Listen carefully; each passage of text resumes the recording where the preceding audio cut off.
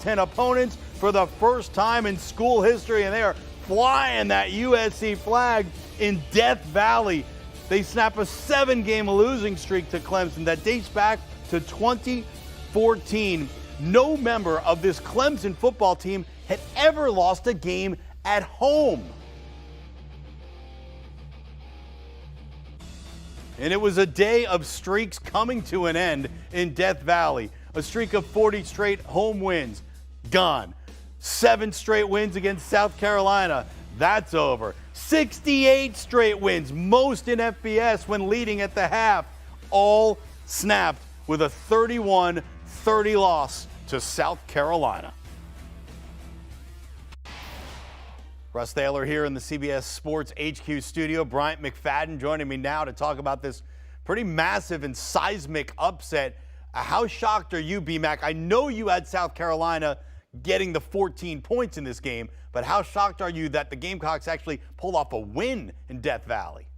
I'm very shocked, very surprised. I felt like getting 14 points was the best way to go betting-wise, but I thought Clemson would find a way to win this ball game. When you look at what they've been able to do, Russ, winning ball games there at home, protecting the crib. They've been one of the best teams in college football when they're playing at home, finding ways to win. But then when you look at defensively, the big plays they were able to give up. Spencer Rattler once again continued to play pretty good football. He had some lows throughout this ball game, but yet and still he had more highs than anything, and he was very, very aggressive, and he played with confidence. Clemson's defense did put points on the scoreboard, but we saw a lot of miscues from their defense, something that we haven't really seen a lot of, especially from the guys on the first 2 levels. But for Clemson offensively, DJU had a horrible ball game, under 100 yards passing.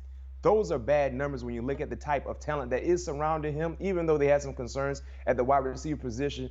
He had a lot of errant throws, missed throws. Accuracy was an issue. He just never found a way to get into his rhythm. But you got to give your hats off to Shane Beamer and his staff, his players. They came in dialed in. And for the second straight week in a row, Russ, they knocked off a top 10 opponent. Last week, Tennessee at home. This week, number 8, of course, their rival Clemson on the road. Unfortunately for South Carolina, the season is over. The regular season is over because the way they're playing football, I'm pretty sure they would like to play another ball game next week.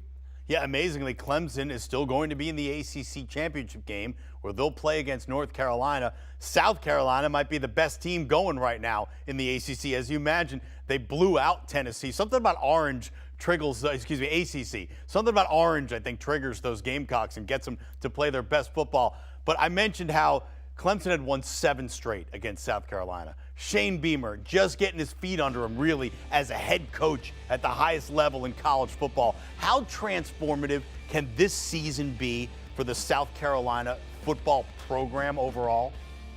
I think moving forward, it builds confidence. The players clearly are buying into what Beamer and his staff is selling. Number 2 is great in regards to recruiting, especially the state of South Carolina being able to go into Clemson's backyard and beat them. And number 3 just provides momentum for next year's team. Granted, you still have a bowl game left to be played, but you have to like your chances, especially if they're able to bring back Spencer Rattler, add a few pieces here or there. And you look at the SEC East, yes, it's all about Georgia in the East. Tennessee, we don't know how they will look without Hendon Hooker. Florida still work in progress, even though Richardson will be returning, in my opinion. But the window is wide open outside of Georgia. So they would need some absolute chaos to get in. There's an outside shot, but it's pretty slim. Auburn, a 7-loss season for the first time in a decade. Let's get back out to Tuscaloosa. Welcome in SEC on CBS lead analyst and former college and NFL quarterback Gary Danielson. Alabama having its way with Auburn on this night, scoring a touchdown on 6 of their first 8 drives, Gary. Bryce Young accounted for 4 of them, likely played in his last game in Tuscaloosa. You've watched his career mature there in Tuscaloosa. What's number 9's legacy at Alabama? Wow. I mean, you know, quarterbacks at Alabama are expected to win national championships, and he just didn't put that feather in his cap. But the way he played, the way he led, I mean, for his years here, I mean, Alabama was the team to beat. They just couldn't quite get over the hump. Last year was the injuries to the wide receivers late in the season. I think that really changed the football team, and when they played Georgia, they didn't have enough firepower. This year, I think that injury to Bryce Young really changed Alabama. They didn't get the work in their young receivers. I really believe they're playing their best football right now. But as you said, it may be a little late. A lot of stuff would have to happen for them to get into the big argument. You know what it takes to play in the National Football League. From what you've seen of Bryce Young, does he have what it takes to play at the next level? Oh, of course, of course. There's a lot of different sizes and shapes. But, he has the anticipation, the quick feet. He doesn't get hit hard a lot because he can just feel the pass rush in a lot of different areas. He understands defenses. We talked to Bill O'Brien, a former offensive coordinator for the New England Patriots when he had Tom Brady and, of course, a head coach. And he said he actually learned things from Bryce of how a quarterback thinks and what he looks at and how long he feels comfortable in the pocket before he has to make decisions. So, yeah, he's got a good package. Now, he does have to find a team that kind of builds around what he does well. Alabama built around him. They changed their style of offense. He likes to drop back. He likes to kind of read the defense. He doesn't like a lot of play-action pass. And to use him properly, they would have to sell out to him, much like Miami. The Dolphins have sold out finally to Tua, and Tua is finally finding his game in the NFL.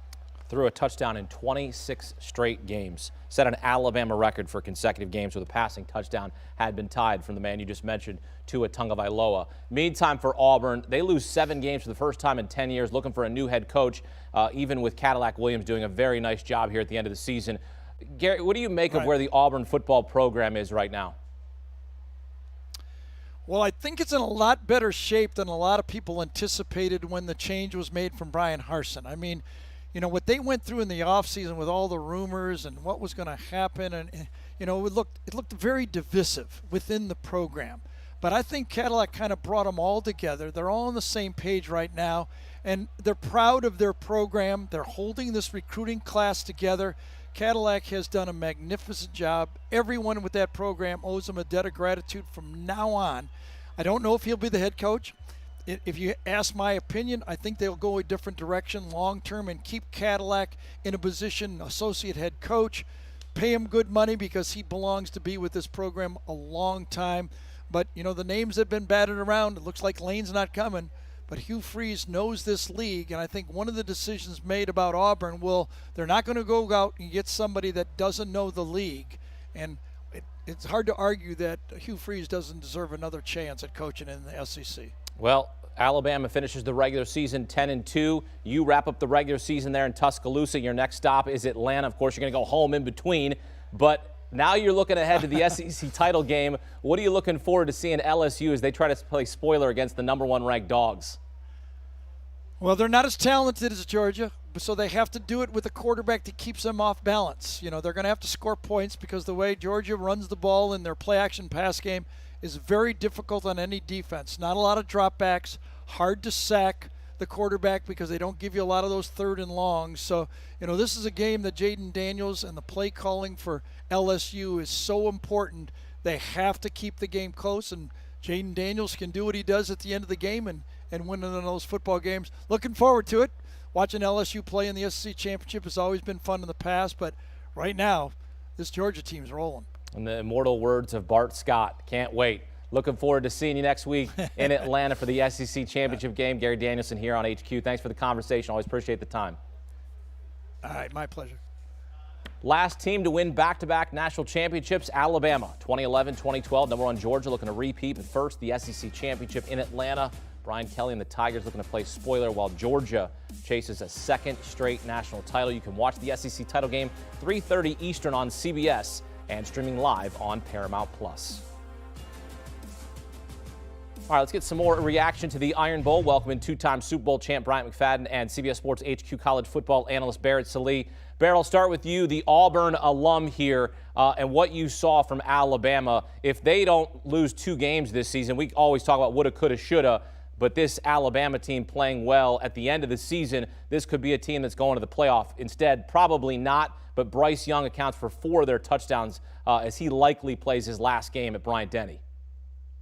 Yeah, Gary mentioned it, that Bryce Young's injury really derailed the entire season. It sort of sent them spinning their wheels trying to figure out how to compensate, not just for his absence, but also when he came back, what they asked him to do. But if they played like this all year long, they'd be in the conversation for the playoff. I think right now it's just a missed opportunity for Alabama, a product of some lousy circumstances, obviously. But I think right now you saw them play their complete game. Look, this offense is just absolutely filthy. It looked like Auburn had something going there early on. Bam, 3 straight touchdowns. Auburn scores once more. No, three more touchdowns. I mean, this is a quick strike offense. You saw